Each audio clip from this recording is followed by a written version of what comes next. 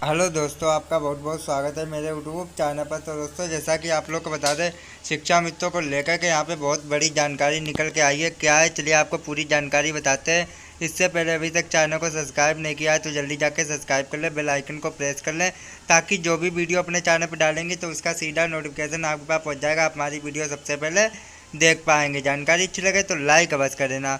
तो चलिए दोस्तों, आपका पूरा सब कुछ लाइव बताते हैं कि देखते हैं क्या जानकारी निकल के आई है शिक्षा मित्रों को लेकर के। तो आप लोग प्लीज़ वीडियो को पूरा देखना, तभी आपके सब कुछ समझ में आएगा।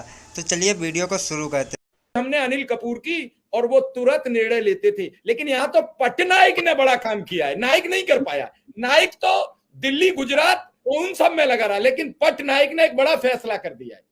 संविदा का पद समाप्त कर दिया और कह दिया कि कॉन्ट्रैक्ट बेस कोई भर्ती उड़ीसा में नहीं होगी, और जो कॉन्ट्रैक्ट बेस पर कर्मचारी हैं 58,000 कर्मचारी थे, सभी नियमित कर दिए गए। जन्मदिन के दिन उड़ीसा को तोहफा दे दिया।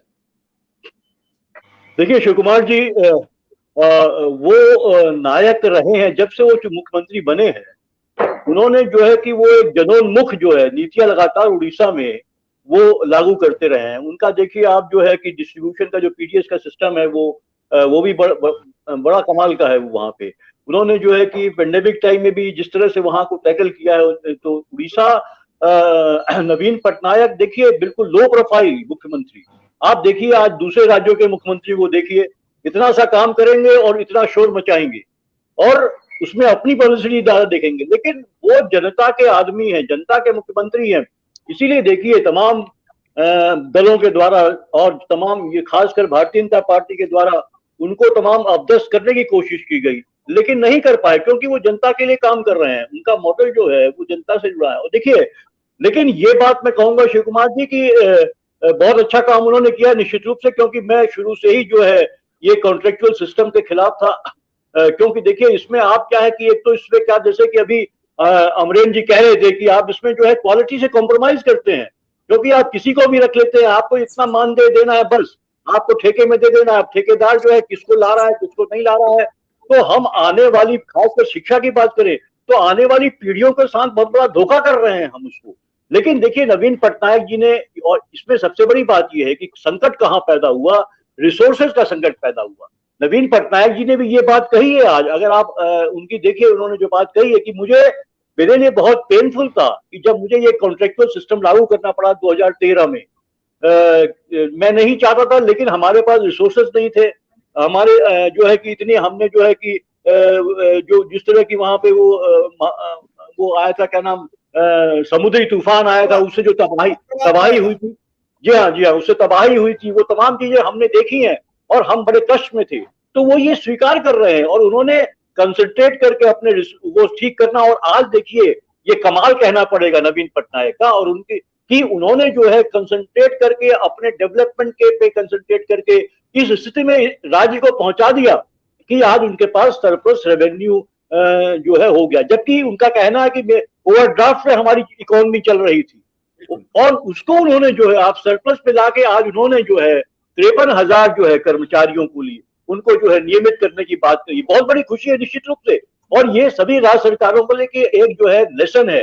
देखिए, लेकिन ये हुआ क्यों? क्योंकि मैं जैसे आपसे कह रहा था कि लगातार सरकारें, हमने देखा 90 के 80 के दशक के बाद जो है सरकारें धीरे धीरे जो है अपनी जिम्मेदारियों से अलग होती चली गई। वो रिसोर्सेज जनरेट करने की कोशिश जो है वो जो है लगातार जो है उसमें कमी आती गई। और दूसरा बड़ा कारण था जो ग्लोबलाइजेशन हुआ।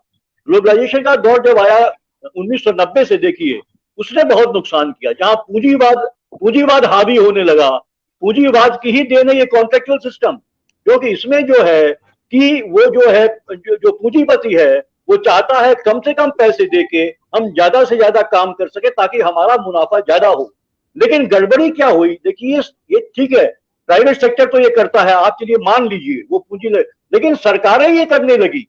सरकारें जिनका धर्म होता है, जो वोट लेके आती हैं जनता के लिए, वो जो है कि वो कॉन्ट्रैक्ट सिस्टम लागू करके जो है लोगों को जो है रोजगार न देके रेगुलर उनके साथ जो है जाति करने लगी। उसका परिणाम हम देख रहे हैं कि क्या क्या हालात हो रहे हैं।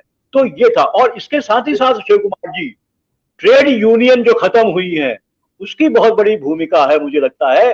जिस तरह से ये एक तरफा जो है सरकारों को और जो है पूंजीपतियों को ये मौका मिला कि वो कर्मचारियों के विरुद्ध काम करें और जो है एकदम ठेके की प्रथा ले आए। और ठेके में बहुत बड़ा शोषण है, ठेकेदार मुनाफा कमाने लगता है। देखिए कंपनी तो कमाती है, उसको अपना सस्ते में ठेका दे देती है, उसकी बचत हो जाती है, वही ठेकेदार फिर कटौती करता है, तो मजदूर जो है वहां पे पिसता रहता है, उसकी मजबूरी बन जाती है। तो ये बहुत बड़ा कदम है, इसका स्वागत होना चाहिए और नवीन पटनायक जी की भूरी भूरी प्रशंसा होनी चाहिए क्योंकि उन्होंने इस तरह कदम किया है। और दूसरी सरकारों को भी ये सोचना होगा कि आप रिसोर्सेज, जैसे अब मैं देखिए उत्तर प्रदेश का देखिए उदाहरण, उत्तर प्रदेश में आप जो है पूरा जो है रिलीजियस कॉरिडोर बनाते चलिए, करोड़ों रुपया रिलीजियस कॉरिडोर बनाने में आप खर्चा कर रहे हैं। आप जो है कि जो है क्या इसकी जरूरत है, या आपको फैक्ट्रियां बना के लोगों को परमानेंट जॉब देने की जरूरत है, आपको इस तरह के उपक्रम बनाने की जरूरत है जहां पे नौकरियां पैदा हो, जो कॉन्ट्रेक्चुअल है उनको, क्या आपको रिलीजियस कॉरिडोर बना के क्या आप नौकरियां पैदा कर पाएंगे? क्या करोड़ों आप करोड़ों अपनी जो आपकी जो आप जो उधारी ले रखी है, और उत्तर प्रदेश भी देखिए आप बहुत आगे है, कर्ज में डूबा हुआ है, ऐसे तो पूरा देश कर्ज में डूबा हुआ है। तो सरकारों को अपना नजरिया बदलना होगा, कहाँ खर्च करना है, कहाँ क्या करना है। यहीं पे देखिए समाजवाद काम आता है, मैं फिर कहूंगा, जिसमें पूंजी का बेजा महत्व नहीं होता है। पूंजी का इतना ही महत्व होता है कि वो उत्पादन में काम आती है और रोजगार देती है, इतना ही महत्व होता है उसका। लेकिन जब पूंजी हावी हो जाती है, फिर वो जो है मुनाफे का जो है वो एक औजार बन जाती है, और जब मुनाफे का औजार बन जाती है तो वहां पे शोषण होता है। और ये हम प्राइवेट सेक्टर, बिल्कुल ठीक कह रहे हैं आप। बिल्कुल, जब तक सरकारें मुनाफे के लिए काम करेंगी, जनहित पर करना होगा। आपको बड़े निर्णय लेने पड़ेंगे, उसमें यह नहीं देखना पड़ेगा कि इस निर्णय से होगा क्या। बीच में लिए गए, क्या राम मंदिर नहीं बना, बड़े निर्णय से बना। क्या आज काशी कॉरिडोर नहीं बना, बड़े निर्णय से बना। तो फिर संविदा का निर्णय लेगा कौन? आप ही लेंगे। और आपको बड़ा दिल करना होगा, इन संविदा कर्मियों की अभिशप्त से दूर करना होगा। बीजेपी नेता मनोज पंडित जी जुड़ चुके हैं, उनका भी मैं स्वागत करता हूं और सीधा ईशान त्यागी के पास पहुंचता हूं। ईशान त्यागी, पटनायक ने तो अपना नायकपन दिखा दिया, बाकी राज्यों में कब? आपकी भी 2 राज्यों में सरकार है, राजस्थान और छत्तीसगढ़। मध्य प्रदेश में थी, अमरेंद्र जी और मनोज पंडित जी ने मिलकर उसको खत्म कर दिया। तो अभी 2 राज्यों में तो हो।